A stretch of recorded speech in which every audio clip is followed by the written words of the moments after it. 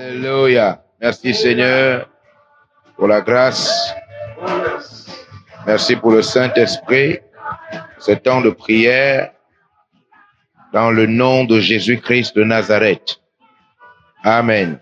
Amen. Yes. Méditons et prions Luc chapitre 18. Luc chapitre 18. Marebo sakaya badada site rebos.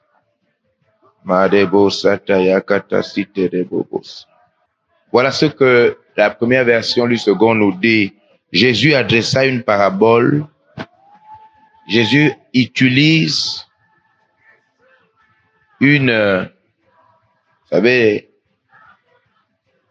sorte de figure de style.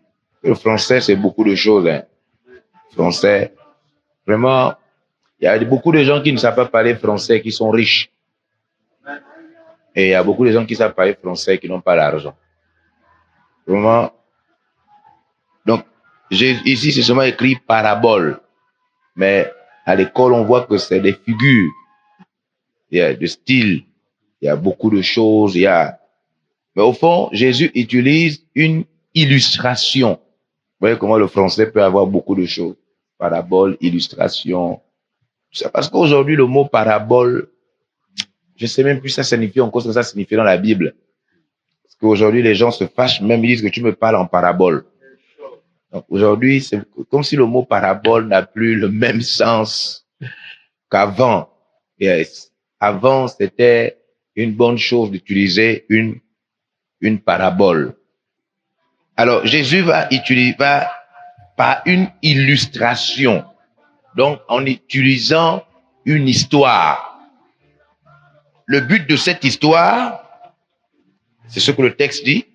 Et le but de cette histoire, c'est de montrer.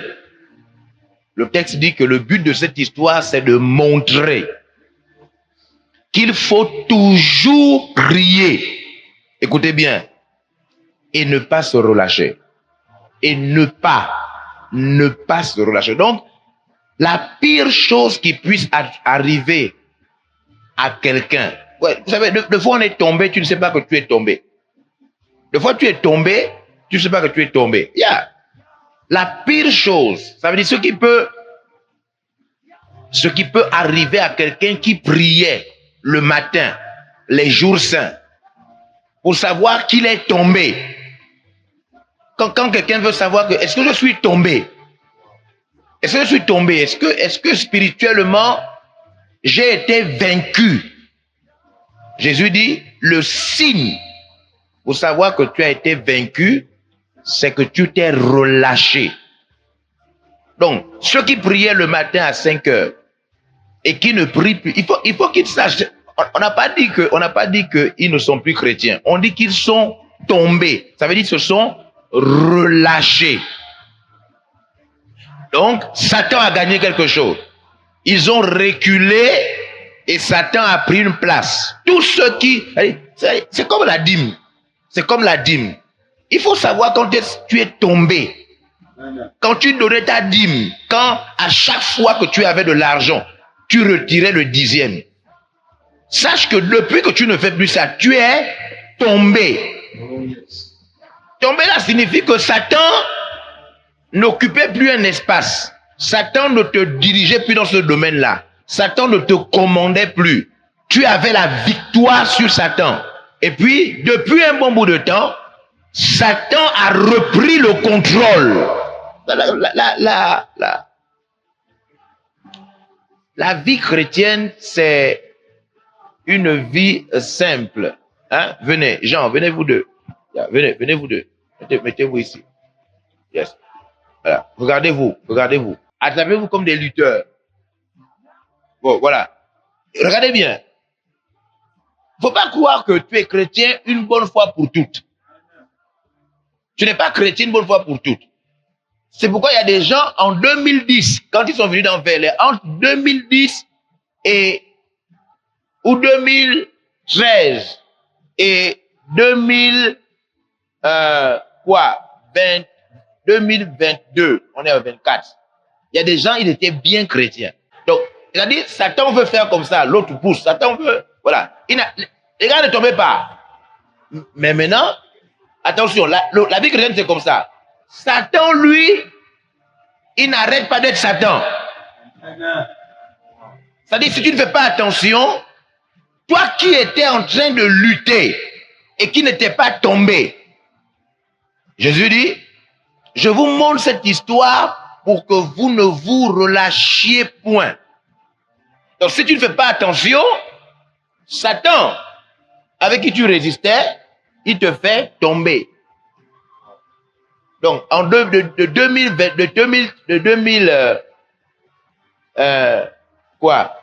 13 à 2021, tu étais quand même, tu étais debout, tu n'étais pas tombé. Mais depuis 2022 à 2024, tu es tombé. Et il y a d'autres qui viennent de tomber là il y a 6 mois.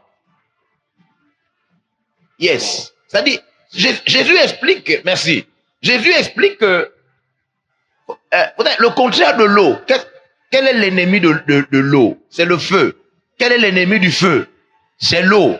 Donc normalement, si le feu voit de l'eau, hein, tu allumes une flamme, une bougie, et puis tu amènes un seau d'eau. La bougie est là. Quand la flamme de la bougie voit le seau d'eau, la flamme de la bougie sait, elle sait que l'eau là va l'éteindre. Qu'est-ce qui éteint ou qu'est-ce qui montre que la prière, celui qui prie est fini? C'est dès que vous ne le voyez plus prier comme il priait au début. Donc le relâchement, dans la prière, la chose qui est négative pour la prière, c'est le relâchement. C'est le relâchement qui est le contraire de prier. Donc tu peux prier pendant 1 an. Tu peux prier tous les matins à 5 heures, à 6 heures, à 4 heures, pendant 40 jours. C'est pas ce qui est important. Ce qui est important, c'est si à la fin tu arrêtes. C'est ça, c'est ce que Jésus dit. Jésus dit que le problème de la prière, c'est il ne faut pas la faire et puis après tu arrêtes. Parce que si tu arrêtes la prière, cela veut dire que Satan a gagné. C'est pourquoi l'histoire que Jésus raconte dans Luc 18 montre que la femme ne s'est pas arrêtée. Elle a gagné contre le juge. Est-ce que vous comprenez? Contre le juge unique. C'est ça le but de l'histoire. Le but de l'histoire, c'est que non, elle ne s'est pas arrêtée. Donc, la prière, c'est une bonne chose à 5 heures. Prier, c'est une bonne chose à 4 heures. C'est une bonne chose. Mais si c'est pour ne plus prier dans 6 mois. Yes. Donc, ceux qui, il y a des gens même qui étaient de Vendo pour venir prier à 5 heures les jours saints. Ils ont disparu. Satan les a tués. C'est fini. Ouais. Quand Satan te gagne, hein, quand Satan te fait tomber dans la prière, après il te fait oublier que tu priais avant. Il te fait oublier. C'est un peu comme si, Satan, c'est un peu comme si il te blesse, après, il te pense en haut. Mais tu es blessé à l'intérieur. En haut, il arrange. Yes. Les gens, même ceux qui sont en ligne, qui m'écoutent là en train de parler, ils ont oublié qu'avant, ils priaient. Yeah. Avant, ils priaient. Donc, Jésus veut expliquer qu'attention, on ne se relâche pas. La prière, c'est une chose à vie. Donc, si je prie, si je me réveille à 7 heures pour prier, je continue à prier. Après, maintenant, je travaille pour me réveiller à 5 heures. Je continue à prier dans ma vie. Je travaille pour me réveiller à 4 heures. C'est ça la prière. La prière, ce n'est pas que je prie à 6 heures, après, je prie maintenant à 11 heures. Après, je prie maintenant le soir seulement. Je ne prie plus le matin. Là, tu es en train de te perdre. Non, la prière, c'est, tu priais à 6 heures. Maintenant, tu continues à prier. Après, tu pries maintenant à 5 heures. Tu priais à 5 heures. Tu continues à prier. Maintenant, toi, dans ta vie, Dans ta vie spirituelle, tu pries maintenant à 4 heures. Tu continues à prier et puis maintenant, dans ta vie spirituelle, tu pries maintenant à 3 heures. C'est ça la prière. La prière, normalement, cela veut dire que tu prends plus de temps avec Dieu et les autres choses légitimes, même comme le sommeil, ne font que diminuer. Les autres choses ne font que diminuer parce que la prière prend plus.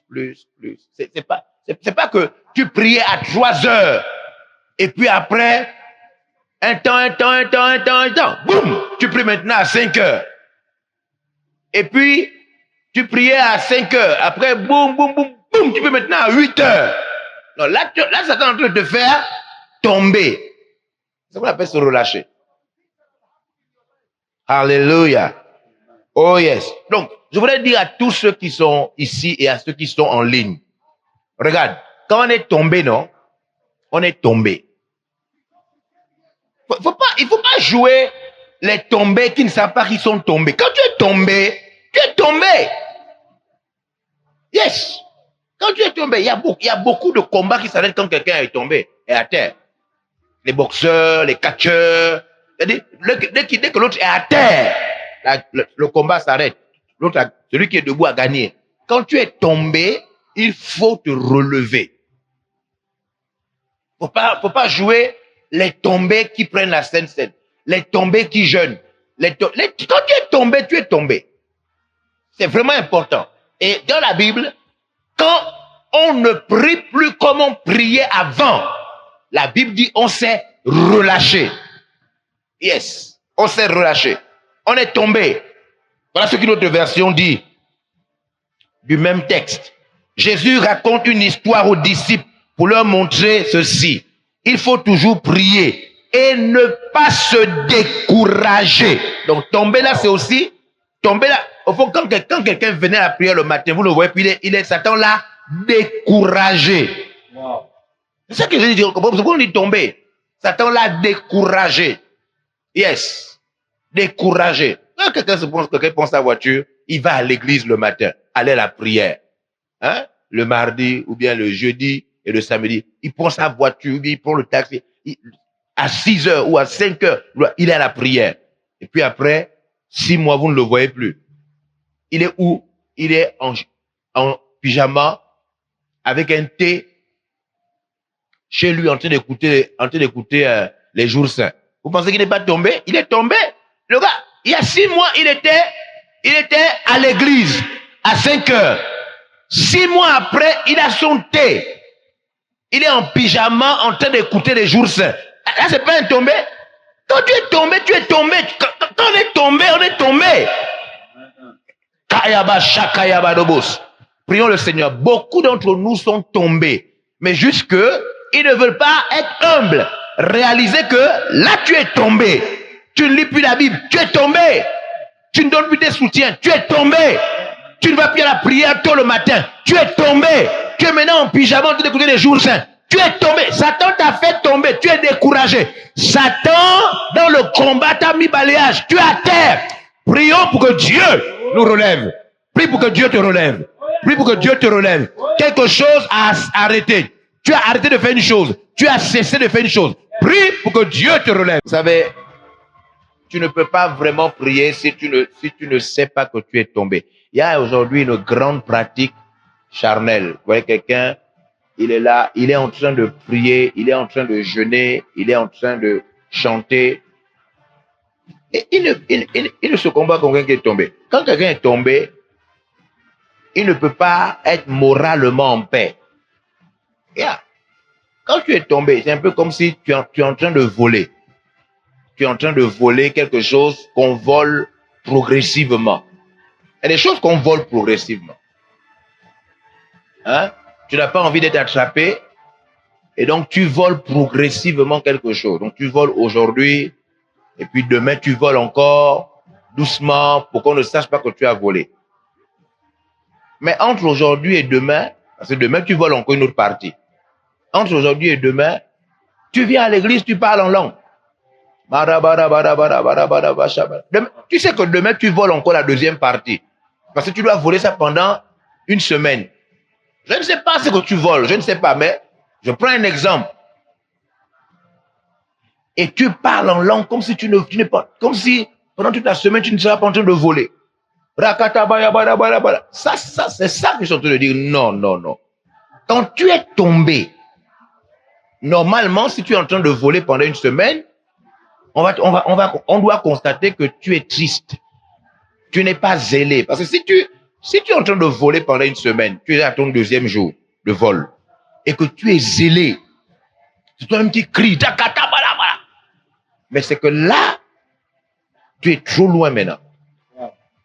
Quand on est tombé, le fait d'être tombé nous met dans un état d'examen où on est censé se dire, là, je ne suis pas bien dans ma peau. Là, spirituellement, je ne suis pas en paix. Là, je ne suis pas en phase avec Dieu. Cet état-là nous amène à la repentance. On ne peut pas être tombé et puis on ne sait pas qu'on est tombé. Amen. Ce n'est pas normal. C'est ce qui peut faire ce que tu dures dans l'état-là et que tu meurs en étant tombé. Parce que tu peux mourir. Non, il faut savoir quand tu es tombé. Voilà ce que la Bible dit. Elle dit ceci. Souviens-toi donc d'où tu es tombé. Amen. Dans la Bible, un chrétien qui est tombé doit être conscient que non, là quand même, c'est vrai que je priais avant, mais je ne prie plus comme avant, c'est vrai. Je reconnais, je suis tombé. Parce que si tu n'es pas tombé, tu ne vas jamais te relever. C'est pourquoi vous voyez des gens, ils sont tombés dans leurs engagements. Complètement tombés. C'est-à-dire les gars ne sont plus engagés avec Dieu. Engagement financier, engagement matériel, engagement de réunion. Ils ne sont plus engagés. Mais ils ne s'en rendent même pas compte. Ils sont là toujours. Oh, comment, diacre, oh, comment, pasteur, oui, ça va, non, mais ça va, ça marche, oui. Le gars est tombé, le gars n'est plus avec Dieu, le gars a désobéi à la parole de Dieu, le frère n'est plus spirituel, mais il ne s'en rend pas compte. Ça, c'est trop grave. Lorsque on est tombé, quand on est tombé dans le péché, tombé dans l'immoralité, tombé dans la fornication, dans l'adultère, être tombé ne doit pas faire comme s'il n'est pas tombé. Amen. Être tombé. Quand tu es tombé, quand tu es à terre, quand les démons t'ont gagné, quand tu ne viens plus faire ce que tu faisais au début, mais tu dois savoir ce que... Non, là, je suis tombé quand même. Non, là, avant, j'étais souvent à la prière. Là, je ne vais même plus à la prière. Là, je suis tombé. Seigneur, aide-moi. Tombé. Alléluia. Amen. Yes. Demandons à Dieu la conscience, l'honnêteté, la lumière qui ramène la conscience. Les gens sont tombés. Ils ne s'en rendent même pas compte. Les gens sont tombés. Tombés, hein? Ils ne s'en rendent pas compte. C'est lui qui enseigne le mercredi à l'enseignement. Un tombé qui a enseigné hier. Tu es tombé. Et quand tu ne te réveilles pas, tu vas quitter de tomber à mourir. Yes. Tu es tombé, tu ne donnes plus tes dîmes, tu ne donnes plus tes soutiens. Tu es tombé, tu ne pries plus les matins. Tu es tombé, tu ne lis plus la Bible. Moi, je connais des milliers de chrétiens, même là aujourd'hui, c'est parce que vous n'êtes pas nombreux. Ceux qui sont en ligne, je vois un là. Il ne lit plus la Bible. C'est-à-dire, le gars est tombé depuis déjà 1 an. Il ne lit plus la Bible. À des moments, il lit. À des moments, il ne lit plus. Mais il ne sait pas. C'est-à-dire, il est là, un tombé qui ne sait pas qu'il est tombé. Et quand tu ne te réveilles pas dans ça, tu vas aller loin. Tu vas aller très loin. Tu vas aller très loin. Et tu vas atteindre la porte de l'enfer. La porte de l'enfer. Alors, demandons à Dieu la lumière. Qu'une lumière apparaisse pour réveiller tous ceux qui se sont relâchés dans quelque chose, que la puissance de Dieu nous réveille et que les gens se retrouvent là où ils sont tombés, qui se relèvent. Demandons la grâce. Demandons la grâce. Demandons la grâce. Alors pourquoi nous sommes en train de prier? Tomber dont il s'agit là, c'est un autre mot de se relâcher. Jésus a expliqué que normalement, dans la prière, dans la vie spirituelle, il ne faut pas arrêter de prier. Il ne faut pas se relâcher. Vous savez, si vous prenez une corde, vous tirez la corde. Vous tirez la corde. Un autre, celui qui est de l'autre bout de la corde peut vous dire non, lâche un peu. Lâche. Lâche, fais le mou. Donc, vous devez relâcher la corde.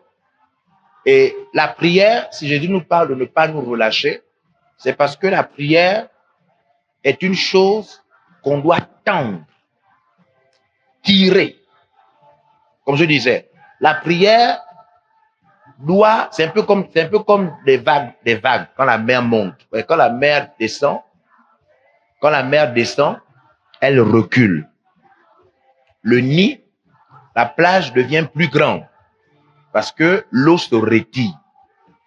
Voilà. Maintenant, quand la mer monte, l'eau augmente, les vagues arrivent et l'espace, le sable, la plage se rétrécit. Des fois même disparaît parce que l'eau augmente. C'est la même chose que la prière. Quand la prière augmente, le sommeil diminue. Quand la prière augmente, l'utilisation de son téléphone diminue. Yes. La prière, c'est un peu comme l'eau, la mer, quand la mer augmente.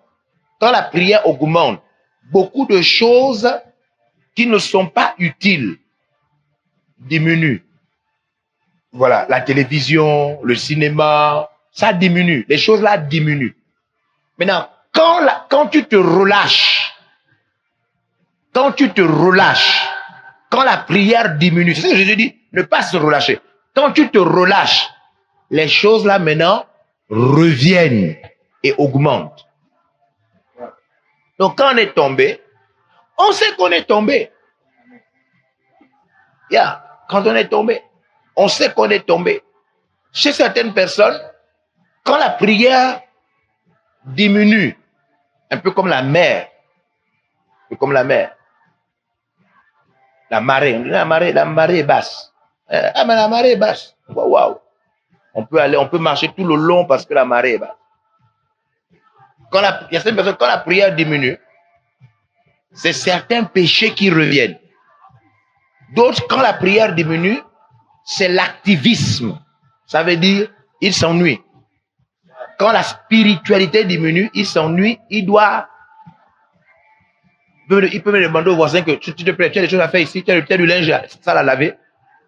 Yes. C'est-à-dire, il doit faire quelque chose parce que, au fond, c'est la vie spirituelle qui le comble, qui remplit les vides. Mais quand la vie spirituelle diminue, la personne est obligée de chercher d'autres moyens de remplir. Il faut bien regarder dans ta vie, tu vas voir. Quand la marée est basse, quand tu te relâches, normalement on ne doit pas se relâcher. Mais quand nous nous relâchons, d'autres choses, d'autres c'est même le travail. Yes. D'autres, la manière dont ils travaillent là, c'est pas un vrai travail. Hein. Certains, c'est pas un vrai travail. C'est le travail que Satan lui demande de faire parce qu'il n'est plus spirituel. Wow. Il y a des heures de travail. Où à l'heure là, tu n'es plus au travail. Yeah. Mais quand tu vois que même le chef est même en train de parler, tu dis chef, oui, vous n'avez rien à me donner comme tâche derrière. La société ferme, la banque ferme, hein, le ministère officiellement est fermé. Et toi, tu inventes parce que tu n'es plus spirituel, tu t'es relâché spirituellement. Donc, tomber là, c'est réel. Quand on dit quelqu'un est tombé, regardez dans le verset qu'on vient de lire.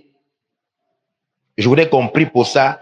Regardez ce que Jésus dit de tomber. Jésus dit, il dit, réponds-toi. Après, il dit, et pratique tes premières œuvres. Donc, tomber, c'est quoi? C'est quand tu faisais quelque chose au début, qu'on appelle les premières œuvres. Hein? Et que tu ne fais plus ça. Tu as arrêté. Retrouve tes premières œuvres. Prends ton stylo, prends ton téléphone. commence à reculer d'un an, recule de 6 mois, et puis écris ce que tu faisais l'année passée pour Dieu. Tu vas voir que tu es tombé. Si tu comptes tes œuvres, et si tu vérifies, tu vas voir que certaines choses que tu faisais sont absentes. C'est ce qu'on appelle tomber. Tu es tombé. Satan est un esprit. Il peut te contrôler sans que tu ne saches qu'il te contrôle. C'est pourquoi on parle de tomber. Ça veut dire, on dit, retrouve tes premières œuvres. L'absence de tes premières œuvres dit que Satan est là. Si tes premières œuvres ne sont plus là, on parle de prière là, on est en train de parler de prière. Jésus a dit ne vous relâchez pas. Si tes premières œuvres ne sont plus là, une église peut tomber. Un pasteur peut tomber. Un groupe peut tomber. Une branche peut être tombée. Un mariage peut être tombé. Ça a tombé. Yes. Tes premières œuvres, ce que vous faisiez au début, si ce n'est plus là, tu es tombé. Amen. Ce qu'on appelle tomber, c'est ce que Jésus est en train de dire ici. Jésus est en train de dire, pratique tes premières œuvres. Et maintenant, regardez comment il blâme ça. Jésus dit, sinon, je viendrai à toi, je jeterai ton chandelier de sa place, à moins que tu te répandes. Donc, Jésus blâme quelque chose dans ce verset. Vous savez ce qu'il blâme? Il blâme notre attitude à faire comme si tu n'es pas tombé. Il dit, si tu ne réalises pas que tu es tombé, je viendrai vers toi. J'enlèverai ta lumière. Tu vas perdre ta place. À moins que tu sois conscient que tu es tombé. Donc, il y a comme, on peut être tombé, et puis, on agit comme si on n'est pas tombé. Et ça, le Seigneur n'aime pas ça. C'est ce que ce verset signifie. Jésus n'aime pas les gens qui sont tombés et qui font comme s'ils ne sont pas tombés. Yes, Jésus n'aime pas ça. Quand tu es tombé, c'est comme quand on tombe physiquement. Quand tu tombes, tu sais que tu es tombé, non? Amen. Quelle est l'attitude de quelqu'un qui tombe physiquement? Quelqu'un qui tombe physiquement. Au top, même une maman, elle marche à bout, elle tombe. Elle se relève. Un enfant, même un enfant, il marche là, il tombe, il se relève. N'importe qui, quand tu tombes, tu te relèves. Et Jésus n'aime pas le fait que on soit tombé et on agisse comme si on n'est pas tombé. Yes. Yes. C'est ce que je disais, demandons la lumière, demandons l'honnêteté de l'esprit, demandons la grâce d'être éclairé. Parce que un tombé qui ne sait même pas qu'il est tombé, c'est Satan qui fait ça. Oh. Quand tu es tombé et tu ne te rends, il va te faire durer comme ça des années.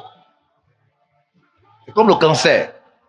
Il te fait durer comme ça parce que en bas, il ronge, il ronge, il ronge, il ronge, il ronge, il ronge, il ronge. Le jour où tu vas te relever, il sera trop tard. Quand on est tombé, quand on ne lit plus les livres, quand on ne prie plus, quand on ne donne plus ses dîmes, quand on n'évangélise plus, quand on n'a même plus les pécheurs à l'église, c'est ce qu'on appelle tomber. Le fait de ne plus faire ça, c'est ce qu'on appelle tomber. C'est ça tomber. C'est ça tomber. Yes. Dieu, réveille-moi. Amen. Dieu, réveille-moi. Dieu, ouvre-moi les yeux. Rends-moi sensible. Ouvre mes yeux. Touche-moi. Voilà ce que signifie tomber. On dit tomber, c'est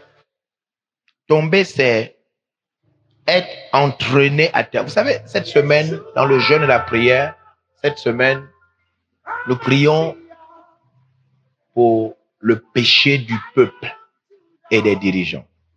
Et on est en train de prier parce que on peut être tombé et on agit toujours comme si on n'est pas tombé. La Bible dit que le juste tombe 7 fois, il se relève. Tomber, c'est pas le problème. Le grand problème là, c'est tomber et puis vivre comme si tu n'es pas tombé. C'est ça là le problème. C'est de ça dont on est en train de prier. C'est-à-dire, tu es tombé depuis 3 ans. Tu es tombé. Mais tu fonctionnes toujours. On a le cas, par exemple, du comité Impact. Tu es tombé. Spirituellement, tu es tombé. tu n'es plus en phase avec Dieu. Mais tu montes toujours les murs. Yes. C'est-à-dire que tu es dans un comité de l'église et le fait que tu travailles toujours, tu montes les murs, etc. Pour toi, dès lors où les murs se montent, la ferraille se fait, hein? Il n'y a aucun problème. On a dit, oh, c'est bon, on a avancé, oui. Vous avez terminé, tu dis oui. Donc, le fait que tu réalises, hein, la construction, pour toi, tu ne vois pas que tu es tombé. Et c'est ça le plus grand danger. Les tombés peuvent diriger toujours. Les gens qui sont tombés peuvent toujours être à la tête de la branche. Quand tu es tombé, tu peux être tombé et tu gardes l'activité. Et Satan, il est bien content parce que, mais spirituellement, il sait que tu es tombé. Et puis, il te dit, mais c'est pas grave. Continue, fais toujours ce que tu as à faire, même si tu es tombé.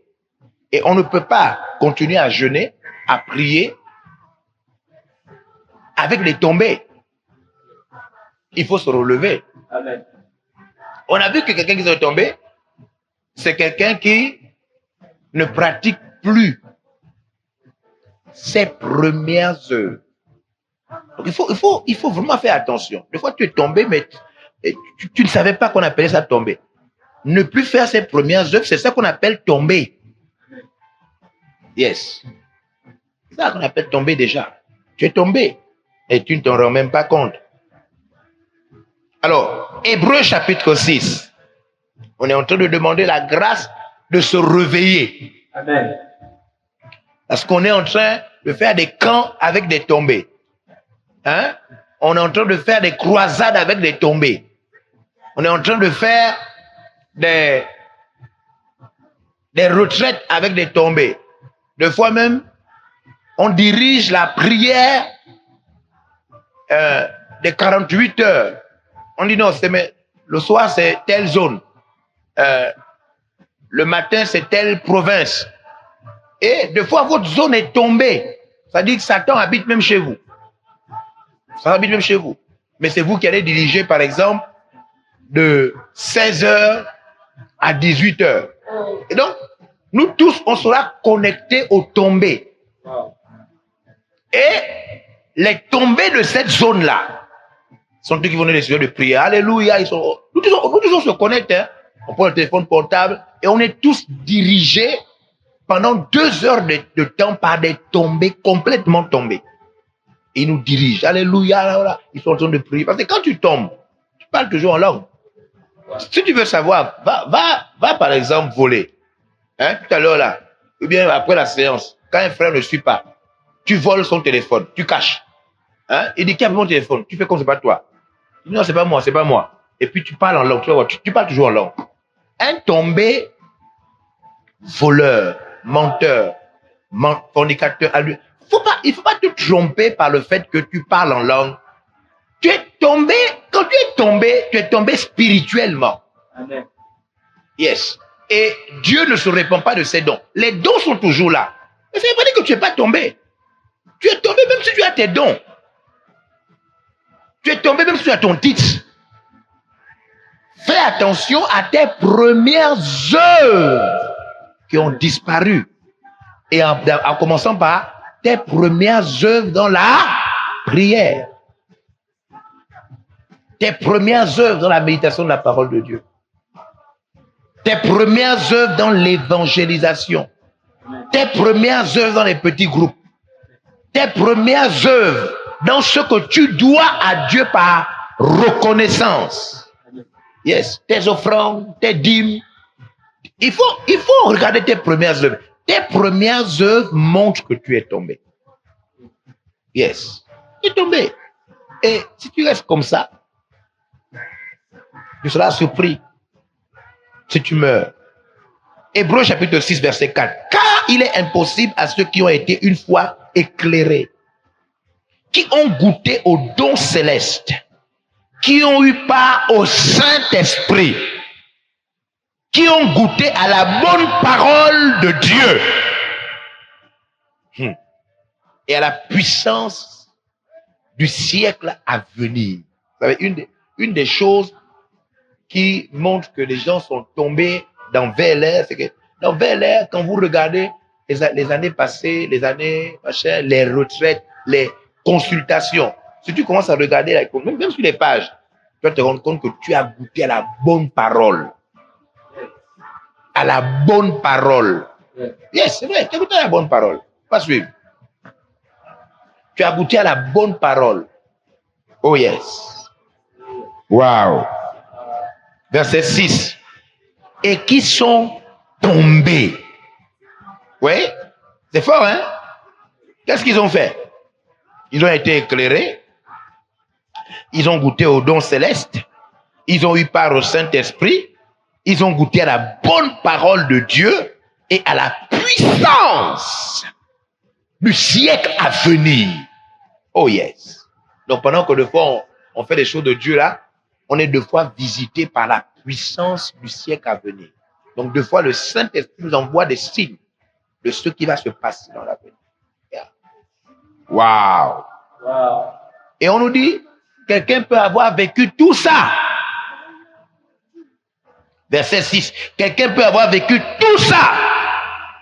Et qui sont tombés. C'est ce qu'on dit? Yes. Soit encore relevés et amenés à la repentance. Donc on dit qu'en réalité, les gens qui sont tombés et qui ont touché à tout ça sont difficiles à croire qu'ils sont tombés. C'est que le texte dit que c'est presque impossible. C'est pourquoi quand je parle là, certains qui sont tombés ne voient pas qu'ils sont tombés. Parce que le texte dit ici, quand quelqu'un a goûté au Saint-Esprit, quelqu'un se voit déjà à la tête d'une branche. Quand quelqu'un s'appelle déjà apôtre, quand quelqu'un s'appelle déjà pasteur, quand quelqu'un dirige déjà les gens, le texte dit, si tu lui dis qu'il est tombé, il ne peut jamais. Le texte dit c'est impossible. Mais c'est ce qui est écrit ici, verset 4. Car il est impossible à ceux qui ont été une fois éclairés, qui ont goûté au don céleste, qui ont eu part au Saint-Esprit, qui ont goûté à la bonne parole, eux-mêmes savent prêcher ça, qui ont déjà touché à la puissance à venir, eux-mêmes ils ont déjà fait des miracles, et qui sont tombés, et tu leur dis que ils doivent se repentir. La Bible dit que c'est impossible. C'est pourquoi les gens qui sont en ligne là, qui sont tombés là, vous et moi les tombés. Je sais que même où tu m'écoutes là, tu penses que je parle à quelqu'un d'autre. Parce que c'est impossible que tu passes, tu dis, on dirait c'est moi. Le texte dit c'est impossible. Yeah. C'est pourquoi on prie. On prie parce que c'est tellement impossible que toi-même tu te vois tomber qu'on demande la grâce. Dieu, ouvre-moi les yeux. Dieu, réveille-moi. Parce que on te dit bien, c'est impossible à quelqu'un qui a touché à ces choses-là de croire qu'il est tombé. C'est impossible. Oh Dieu. Oh Dieu. Et c'est le fait que c'est impossible que maintenant, on fait quoi? Tout en étant tombé, on chante toujours. Yeah. Tout en étant tombé, on dirige toujours la prière. Yes. Parce que, normalement, la personne n'arrive pas à accepter. La personne est quand même déléguée. Et quand il arrive, les bons délégués, l'accueil te prend, t'amène devant. Même si tu as tué le voisin, mais si l'accueil te prend à la porte, t'amène à la première chaise, une voix te dit, le voisin méritait ça. Le voisin méritait ça. Yeah. Le texte dit, c'est impossible. Wow. Impossible. Non, relisons le terme pour la prier. Regardez bien ce qui empêche aux délégués, à l'apôtre, aux évêques, hein, aux pasteurs de VLR de voir qu'ils sont tombés. Regardez bien ce qui empêche de voir qu'ils sont tombés. Tu es tombé haut. Mais à cause de ce que tu as touché avant, tu crois que tu n'es pas tombé. Et le texte dit que c'est impossible à quelqu'un qui a touché à ça de croire qu'il est tombé. Impossible. C'est seulement quoi? La grâce. C'est juste la grâce de Dieu qui peut permettre à quelqu'un de savoir que je suis tombé. De voir que ses premières œuvres ont disparu. De constater que tu ne donnes plus ceci. Tu ne pries plus à 5 heures, à 4 heures. De constater que tu... Pour réaliser ça, c'est seulement Dieu. En général, tu ne peux pas réaliser ça. Tu ne peux pas. Verset 4. Car il est impossible à ceux qui ont été une fois éclairés, qui ont goûté aux dons célestes. C'est un peu comme les pasteurs au Gabon. Un peu comme les pasteurs. Ou bien quand tu as fait, par exemple, un père qui est tombé. Oh! Un père tombé. Un père tombé n'est pas tombé. Hein. Jamais. Quand un père est tombé. Attends. Tu as dit un père qui est tombé comme. Même le Saint-Esprit, ce n'est pas un père. Le Saint-Esprit, c'est le Saint-Esprit. Ce n'est pas un père. Donc, un père devant le Saint-Esprit, il ne peut jamais accepter qu'il est tombé. Parce que le Saint-Esprit, c'est le Saint-Esprit. Lui, c'est un père. C'est pourquoi les prêtres catholiques, même quand un prêtre catholique tombe dans la pédophilie, il ne peut jamais croire qu'il est tombé. Parce que c'est un père. On l'appelle mon père. Un père qui est tombé ne peut jamais accepter qu'il est tombé. C'est pourquoi le vieux prophète, le vieux prophète, non? Le vieux prophète est allé parler au jeune prophète comme s'il n'était... La Bible dit bien que le vieux prophète était tombé. On dit bien qu'il n'était plus prophète. Mais il est parti parler au jeune prophète comme s'il a dit, moi aussi. Dieu m'a même parlé hier. Dieu m'a dit de te dire de venir manger chez moi. Yes. Donc un père qui est tombé, oh, il n'est pas tombé. C'est impossible à ceux qui ont goûté à Dieu. Je t'en prie. Dieu, je t'en supplie, sauve-moi. Ceux qui ont été une fois éclairés, qui ont goûté aux dons célestes, qui ont eu part au Saint-Esprit, qui ont goûté à la bonne parole de Dieu et à la puissance du siècle à venir et qui sont tombés, soient encore renouvelés. Ah yes, ils ne peuvent plus être renouvelés. En général, quand tu es tombé, alors que tu es pasteur, tu es tombé, alors que tu es apôtre, tu es tombé, alors que tu es diacre, tu es tombé, alors que tu es évêque. Quand tu es tombé en tant que responsable du grand comité, quand tu es tombé comme ça, on ne peut plus te renouveler. Ils n'acceptent pas d'être emmenés à la repentance.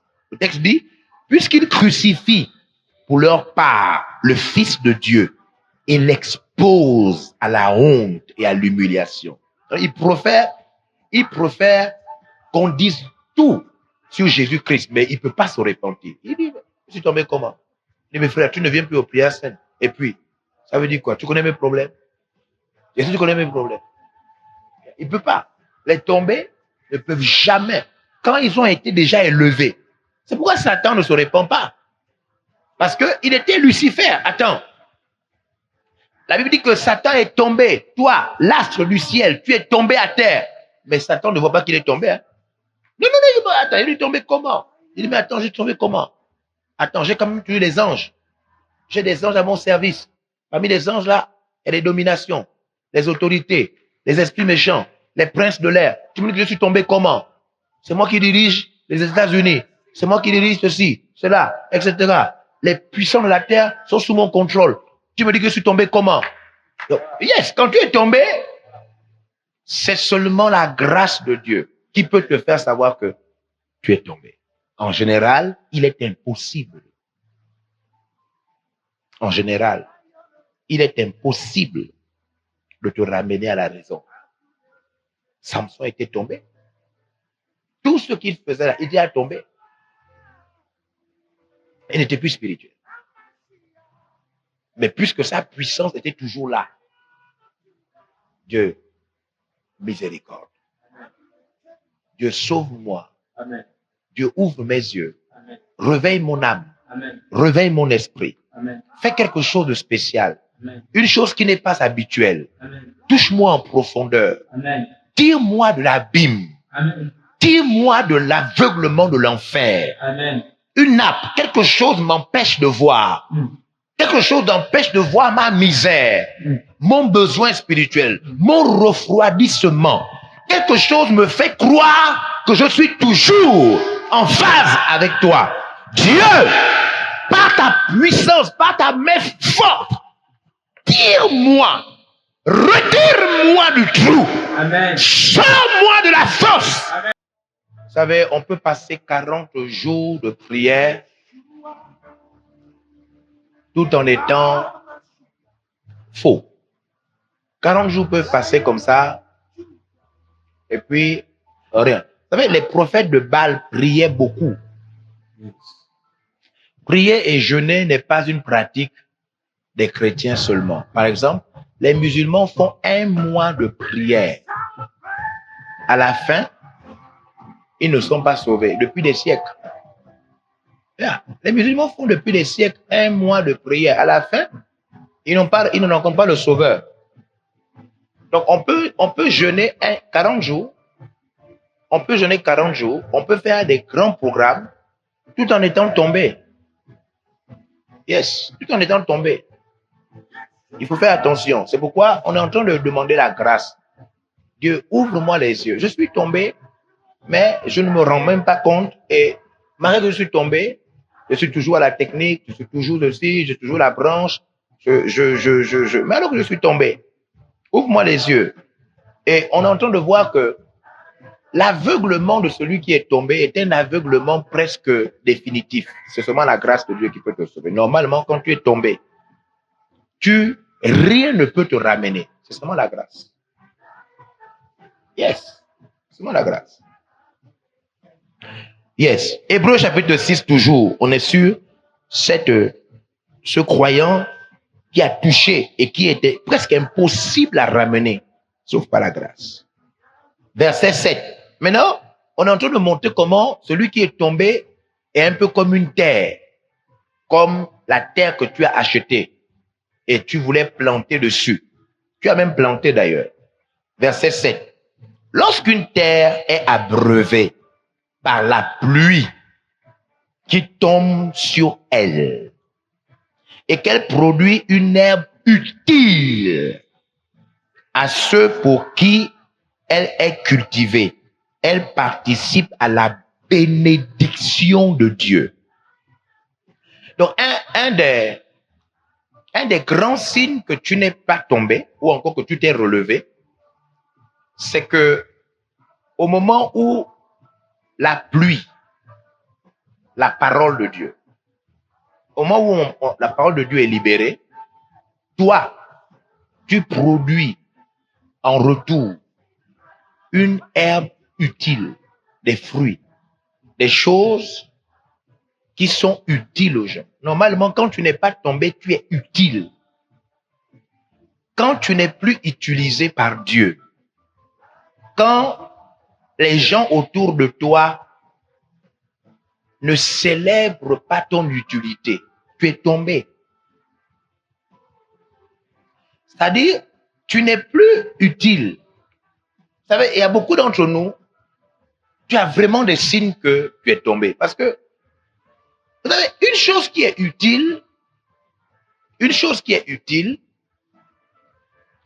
c'est une chose dont on a besoin.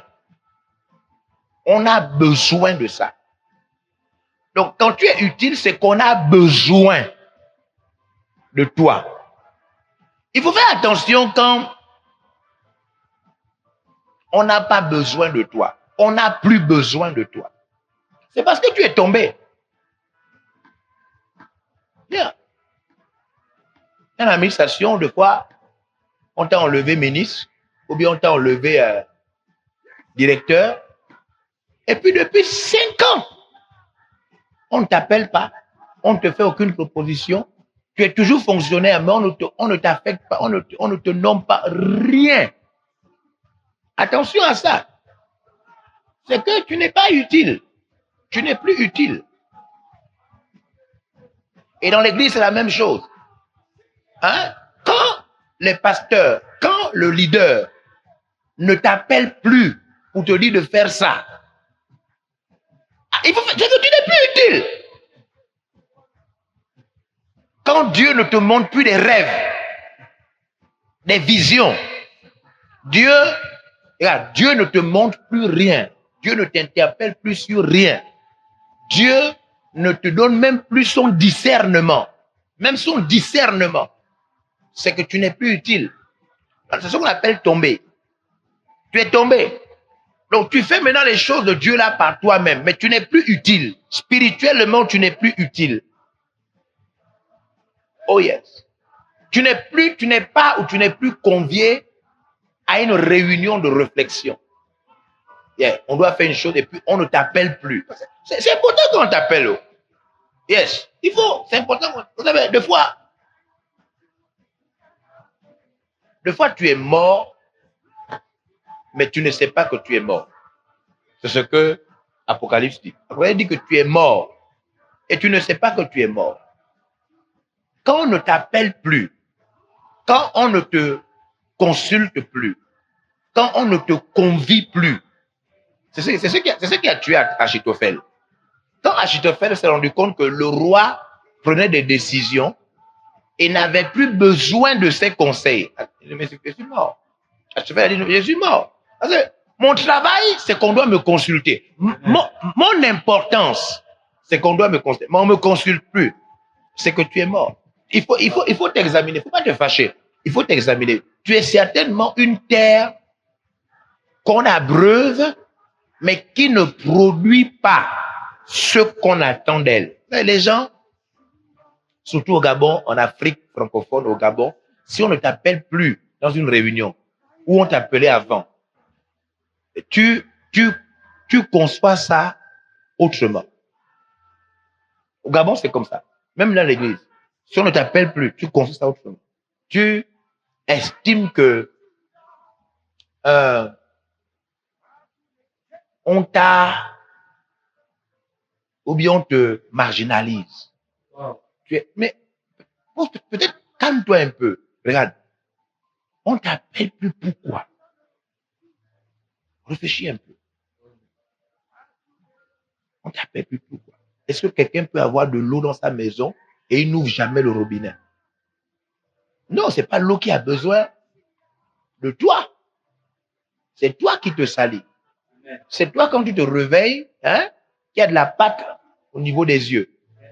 C'est toi qui as besoin de laver ta bouche, tes dents. L'eau n'a pas besoin de toi. C'est toi qui as besoin de l'eau. Le gaz peut rester dans la bouteille pendant 1 an. Tant que tu n'utilises pas ça, le gaz ne s'ennuie pas. C'est pas le gaz qui mange. C'est toi qui manges. C'est ça ou c'est pas ça? C'est ça. Yes. Tu peux mettre des unités dans ton compteur et d'âne. Et puis tu n'allumes pas les lumières, tu ne fais rien. Les unités restent là même pendant 3 ans. Les unités n'ont pas besoin de toi. C'est toi qui as besoin de t'éclairer. Donc maintenant, suis. Quand on ne t'appelle plus, quand on ne te consulte plus, quand on ne te convie plus, est-ce que tu réfléchis? Réfléchis, il n'a même pas de problème dedans. Réfléchis d'abord.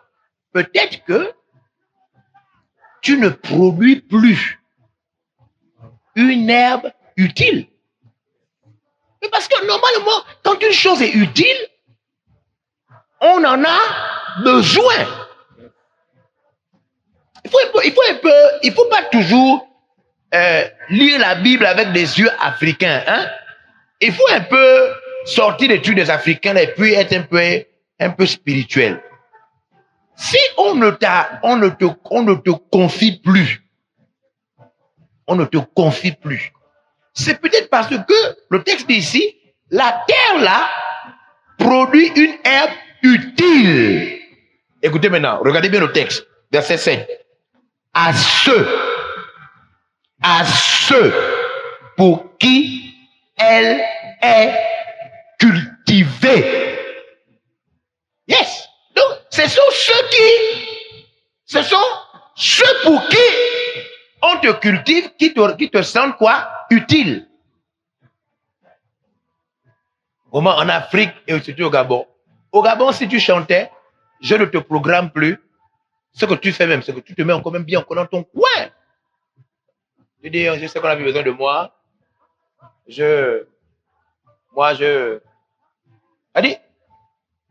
Ça dit, vraiment, moi je pense que dans l'enfer, il y aura l'enfer.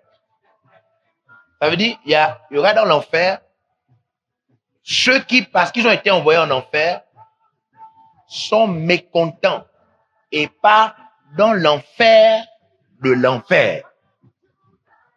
C'est ce que les gens font. Allez, je ne te programme plus pour chanter. Tu as chanté pendant 6 ans. Je ne te programme plus. Tu as prié, tu as dirigé la prière pendant 5 ans. Après, je ne te programme plus. Depuis un bon bout de temps. Ce que tu fais, toi, c'est que, d'abord, tu ne demandes même pas. Parce que tu es tellement dans ta manière d'être, tu ne demandes pas. Et puis, quand tu viens, tu es même dehors, hors de l'église. Là, tu es là. Puis on te dit, oh, mais ça fait longtemps que tu as dirigé. Tu dis, ah, moi je fais mes choses, chacun fait ses choses. Alors que si tu lisais la Bible et que tu n'étais pas tombé, tu devais voir que dans la Bible, quand une terre n'est plus utilisée, regarde le verset suivant. Quand une terre ne participe plus à la bénédiction de Dieu, quand elle n'est plus utilisée, utile pour ceux qui la cultivent. Regarde verset 8, il est écrit. Mais si elle produit des épines et des chardons, elle est réprouvée, prête d'être maudite. Et on finit par y mettre le feu.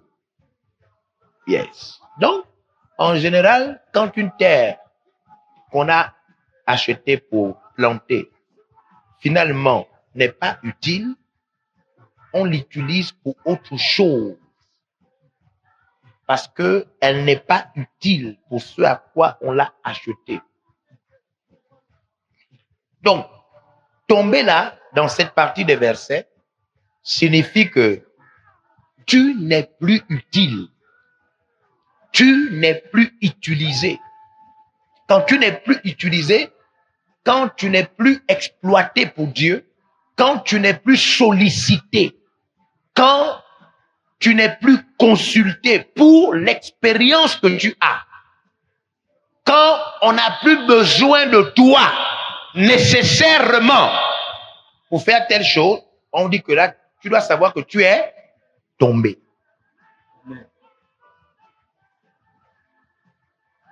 Oh yes. Wow. Donc la première chose, tu es tombé quand tu ne pratiques pas, tu ne pratiques plus tes premières œuvres. Maintenant, là aussi, tu es tombé aussi quand les gens qui devaient normalement te solliciter ne te sollicitent plus. Tu es tombé. Donc, Dieu nous montre tout ça parce que pour savoir que tu es tombé, c'est très difficile. Hein? Yeah. C'est très difficile. C'est presque impossible. Yeah. Dieu ne te montre plus les rêves. Dieu ne te montre plus les songes. Yeah. Il y a même des gens, même si tu as une vision, même si le Saint-Esprit te montre une vision, l'Église n'a pas besoin de ça. C'est-à-dire, l'Église peut avancer sans tes visions. C'est grave, hein? Quand l'Église peut avancer sans tes visions. Quelqu'un a eu une vision vraiment de Dieu. Il m'a appelé. Il dit, papa, oui, j'ai eu une vision. Il dit, ah bon? Oui. Raconte. La personne m'a raconté la vision. Il dit, j'ai vu tel frère, donc telle sœur. Elle faisait ça. Et dans la vision, il y a eu ça. Ah! Il dit, ah bon? Oui. J'ai pris le téléphone. Alors, j'ai appelé la personne qu'on a vue dans la vision. Il dit, voilà ce que... Je n'ai pas dit qu'on t'a vu dans la vision. J'ai dit, tu es où? Tu fais quoi? Quand la personne m'a raconté ce qu'elle fait, la vision, ça fait pas longtemps qu'elle me raconter, la vision que l'autre a eue, exact. Ça, c'est vraiment des visions. Hein. C'est-à-dire, les deux ne sont pas en relation. Les deux ne sont pas en relation. Vous savez, il y a la sagesse pour expliquer les songes. Moi, j'ai la sagesse des songes. Donc, tu m'expliques, hein, c'est-à-dire, j'explique le songe ici, et puis, je comprends le parallélisme dans le monde visible. Puis, boum, elle m'a expliqué. Voilà donc, c'est des choses miraculeuses, c'est des choses exceptionnelles.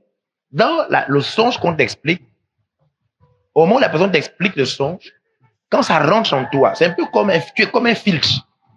Ça rentre ici, ça ressort avec l'interprétation. Et elle explique. Et ce qui est impressionnant dans ça, c'est que celui qui explique la vision ne comprend même pas ce qu'il explique. Il ne comprend pas. Non, j'étais là, et puis on était à l'hôpital, et puis il y avait tel. Et des fois dans la vision, il y a des morts dedans. Oui, des fois dans la vision, il y a des morts dedans. Et le mort là signifie autre chose. C'est extraordinaire. Non, il y avait telle personne qui était là, qui est même décédée, et puis il y avait telle. Et dans la vision, les visions divines et spirituelles et les songes, c'est un mélange. Il y a 3 catégories de choses à l'intérieur. Il y a des faits réels, il y a des faits passés, et puis il y a des détails inutiles pour embrouiller ceux qui n'ont pas l'interprétation. Yes. Donc, quand tu reçois une vision ou encore un songe, si tu n'as pas l'interprétation, on appelle ça les vanités. La vanité des songes et des visions, si tu n'as pas l'interprétation, a pour objectif de t'empêcher de voir. Donc, en général, toi, tu vas mettre l'accent sur les détails là. Alors que les détails là sont seulement mélangés entre ce qui se passe, ce qui est réel, et puis ce que ça veut dire. Donc, entre ce qui est réel et le message que ça veut dire, il y a des détails. Donc, des fois, tu vois quelqu'un qui dit que j'étais en train de dormir, ou bien j'étais en train de prier, et puis, il y a eu comme un chat qui est passé. Après, il demande, papa, le chat là, c'est quoi? Le chat là, c'est pour que tu sois bête. Le chat là, c'est parce que toi, tu n'as pas l'interprétation. Donc, on t'envoie le chat afin que tu ne comprennes pas. Des fois, quand j'écoute les gens me poser des questions sur les rêves et les visions, c'est-à-dire, tu sens que la personne est attirée vers ce qui est insignifiant. Et tu sens qu'il n'a pas d'interprétation, il n'a pas le don de comprendre. Et quand la personne m'a expliqué, c'est un truc terrible. La personne m'a dit non, donc le mort a donné l'argent à la sœur telle.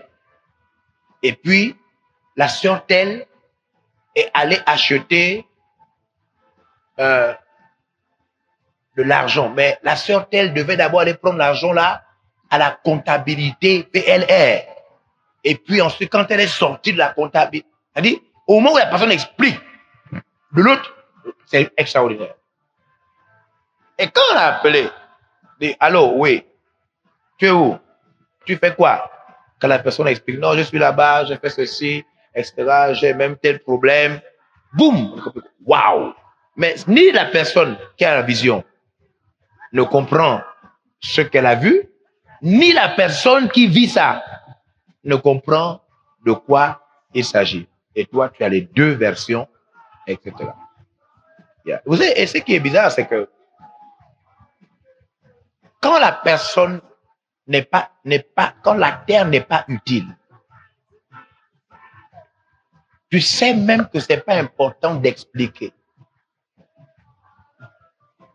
C'est pas important d'expliquer. Parce que les choses spirituelles, c'est pour les enfants. c'est pas pour les petits chiens. C'est-à-dire,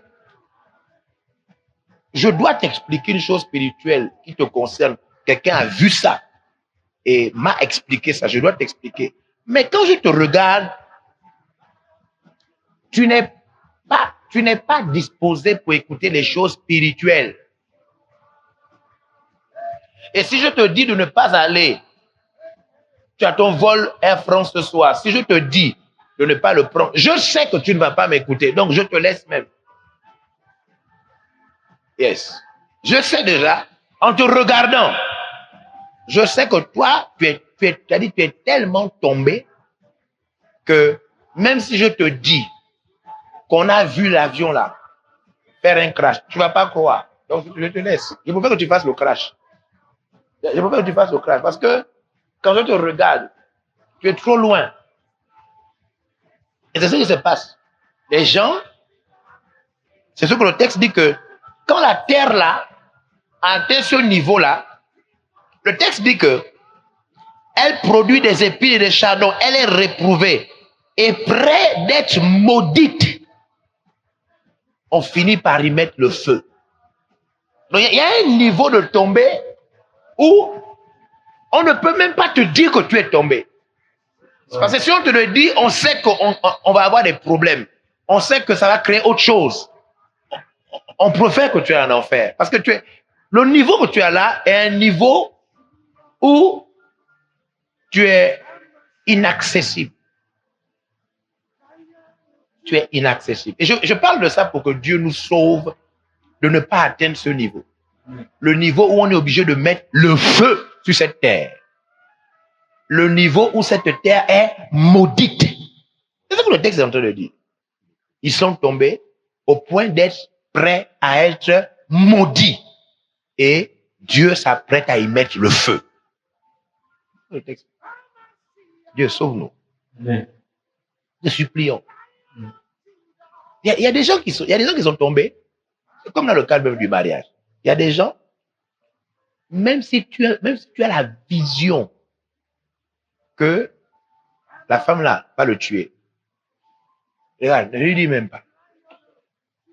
Rien que sa manière d'être te montre déjà que lui là, je lui dis, tant pis, tu vas avoir des problèmes. Vaut mieux lui dire ça quand il sera dans le cercueil. C'est-à-dire, lors de la soirée mortuaire, tu viens, tu dis comme ça, j'ai voulu te parler, mais si je te parlais, te connaissant comment tu étais, tu allais mal réagir. Je voulais juste te dire que j'ai vu ça en vision. Parce que si tu lui dis ça quand il est vivant, si tu lui dis ça quand il est vivant, si tu lui dis ça quand il est vivant, Dieu, donne-moi la grâce de ne pas atteindre ce niveau. Amen. Vraiment, sauve-moi. Ouvre mes yeux. Yes. Ouvre mes yeux, Seigneur. Amen. Aie pitié de moi. Amen. C'est ça la miséricorde. La miséricorde, c'est la pitié. Oh. Aie pitié de moi, Seigneur. Sauve-moi. Ramène-moi à la vie. Ramène-moi à la vie. Que Dieu nous sauve de ne pas être la terre qu'on brûle. La terre qui est prête à être maudite. Ça veut dire, tu es tombé, mais on ne peut pas te ramener. On ne peut pas te ramener. On te laisse. On te laisse jusqu'au feu. Parce que le niveau que tu as là est un niveau où on sait déjà que tu n'es pas humble. On sait déjà que tu n'es pas sensible. On sait déjà que tu es trop sage à tes yeux. On sait déjà que on ne peut pas te ramener. On ne peut pas. Les personnes qui t'ont abreuvé, la personne qui t'a enseigné, qui t'a formé, même elle-même ne peut pas te ramener. Elle sait. Elle ne peut pas te ramener. Yes. C'est ce que le texte dit. Le texte dit que la personne pour qui tu es cultivé, la personne pour qui on t'a formé, la personne pour qui on t'a encadré, la personne pour qui on t'a amené, la personne pour qui on t'a élevé, ne te trouve pas utile et elle préfère te laisser être prête à être maudite et à aller au feu. Et aller au feu. Alors, je crois que c'est pourquoi David a prié comme ça. David a dit ça à Dieu. Il a dit dans le psaume 51, à partir du verset 11, David a dit, détourne ton regard de mes péchés, efface toutes mes iniquités. Oh Dieu, crée en moi un cœur pur. Écoutez ce qu'il dit. Il dit, renouvelle en moi un esprit bien disposé. Donc, c'est des choses qu'on perd. On perd ça. Quand on est tombé, on perd l'esprit bien disposé. David dit, ne me rejette pas loin de ta face.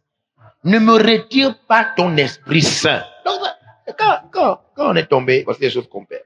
Écoutez ce qu'il dit, verset 14. Il dit, rends-moi la joie de ton salut. Redonne-moi la joie d'être sauvé. Ce sont les choses qu'on perd quand on est tombé.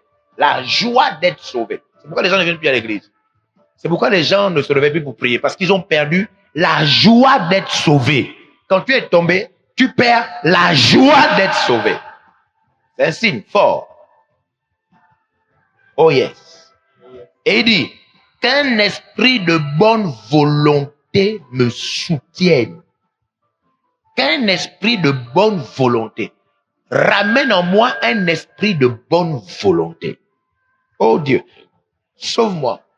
Je voulais vraiment qu'on demande la grâce. Vous savez, il est impossible à celui qui est tombé de se relever. Quand il a touché au Saint-Esprit, à la puissance à venir, au don céleste, impossible quand il est élevé. Yes.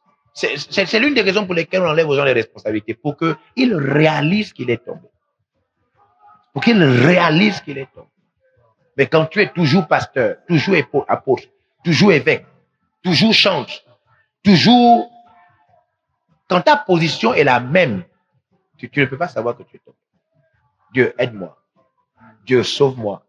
Que je ne sois pas une terre qu'on brûle. Amen. Une terre maudite. Amen. Une terre à qui on ne peut même plus dire que tu es tombé. Parce que mon attitude est trop fermée. Mon attitude est rigide. Mon attitude est insensible. Au point où même toi, tu ne peux même plus me dire que je suis tombé. La voix du Saint-Esprit ne me parle même plus pour me dire tu es tombé. Le Saint-Esprit lui-même sait qu'il n'a même plus besoin de te le dire. Il le sait. Saint-Esprit.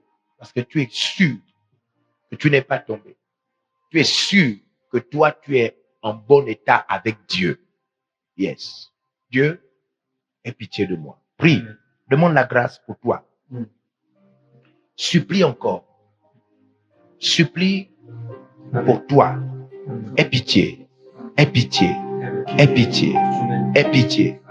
Aie pitié. Miséricorde.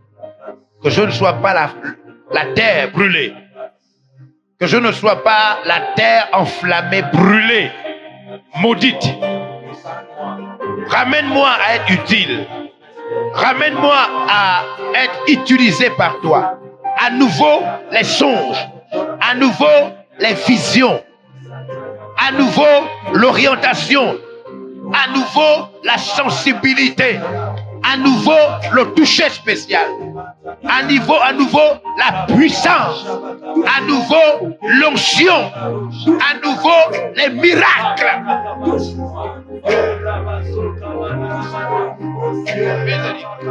Miséricorde. La miséricorde. Pitié. Le salut. La joie de mon salut. La joie du salut. La joie de la délivrance. La joie de la repentance. La joie de l'onction. La joie de la prière. Tu as vu que être tombé, première chose, être tombé est une chose que Dieu blâme. Pas parce qu'on est tombé, mais parce qu'on fait comme si on n'est pas tombé. Ce qu'on a vu dans l'Apocalypse. Dieu dit, je n'aime pas ça. Répands-toi. Pratique tes premières œuvres. Si tu veux savoir que tu es tombé, c'est que tes premières œuvres ont disparu. Donc, je n'aime pas quand tu fais comme si tes premières œuvres n'avaient pas disparu. Ensuite, on a vu que quand on est tombé, On est comme aveuglé et c'est impossible à quelqu'un qui est pasteur, qui est apôtre, prophète, surtout qui est un père encore, ou bien une mère, quelqu'un qui est élevé, quelqu'un qui a le Saint-Esprit, quelqu'un qui parle en langue, quelqu'un qui prêche, qui a la tête d'une branche. En réalité, tu peux pas accepter que tu es tombé. C'est pas possible. Puisque tu parles en langue, puisque tu diriges l'église, puisque c'est toi qui as enseigné hier, c'est toi qui as prêché dimanche, tu es tombé comment? Même si tu es tombé, tu ne réalises pas que tu es tombé. Et seul Dieu, par la grâce, peut te ramener. Mais sinon, en réalité, c'est impossible que tu saches que tu es tombé. Même si on te le dit, tu vas dire non. Moi, je suis tombé comment? J'ai fait quoi? Yeah. Et ensuite, on voit que quand tu es tombé, un des signes forts que tu es tombé, c'est que tu n'es plus utile.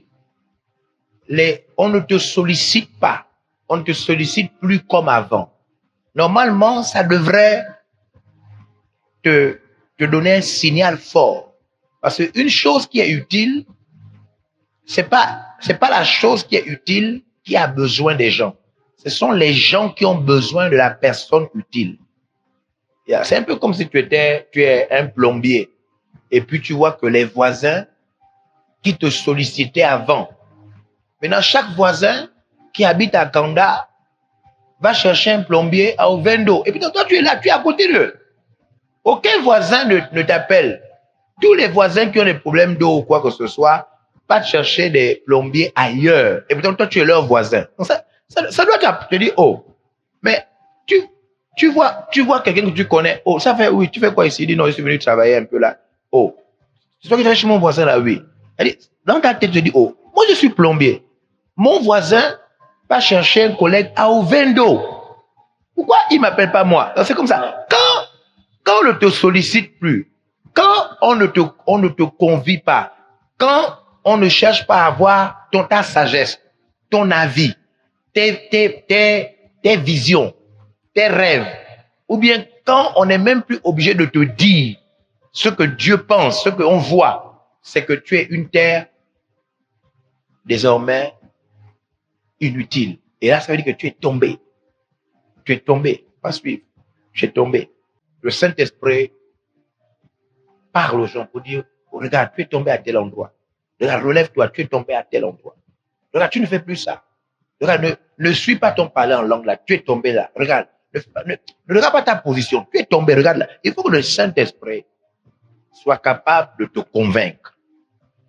Yes, que tu es tombé. Alors, Ésaïe, chapitre 14. Yeah. Ésaïe, chapitre 14. À partir du verset 11, on dit, voilà ce qu'on dit. On dit, ta magnificence est descendue dans le séjour des morts, avec le son de tes luttes.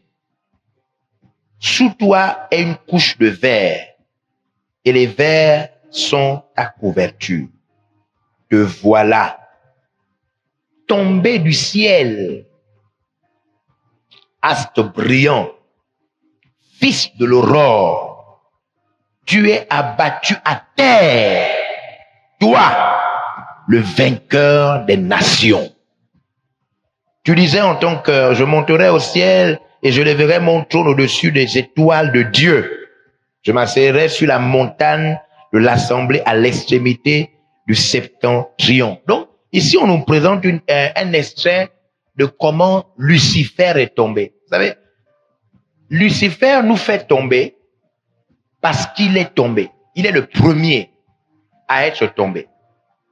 C'est-à-dire, Lucifer est le premier, malgré sa magnificence, malgré la beauté qu'il avait, malgré la grandeur, la richesse, la position qu'il avait, quand Lucifer n'a plus fait ce que Dieu, ce qui est la volonté de Dieu. Vous savez, il faut faire attention à la Bible. La Bible est la volonté de Dieu. Mais la Bible n'est pas que la volonté de Dieu. La Bible n'est pas toute la volonté de Dieu. Il y a aussi la volonté de Dieu dans la conscience. Dans la conscience aussi, la volonté de Dieu. Il y a la volonté de Dieu, une partie, c'est juste que c'est par pourcentage. La Bible a le plus grand pourcentage de la volonté de Dieu. Il y a aussi la volonté de Dieu dans l'éducation qu'on donne aux enfants. Yes. Satan nous fait tomber parce que lui-même, il est tombé. Et donc, étant tombé du ciel, il a perdu sa position, il a perdu son statut, il a perdu sa beauté, il a perdu sa puissance, il a perdu le privilège qu'il avait. Et donc, il passe toute sa vie maintenant à faire tomber les gens. Pour que les gens aussi perdent quoi? Leur statut, leur puissance, leur relation avec Dieu. Et il fait quoi, Satan? Il est prêt à tout te proposer, hein? L'argent, la nourriture, les sensations, tout. L'essentiel, c'est de faire tomber. Comme Jésus a dit, délivre-moi du mal. Amen. Délivre-moi du mal signifie, Seigneur, sauve-moi de Satan. Amen. Sauve-moi de ces projets de me faire tomber, de me garder à terre, de m'aveugler, de m'empêcher de me relever.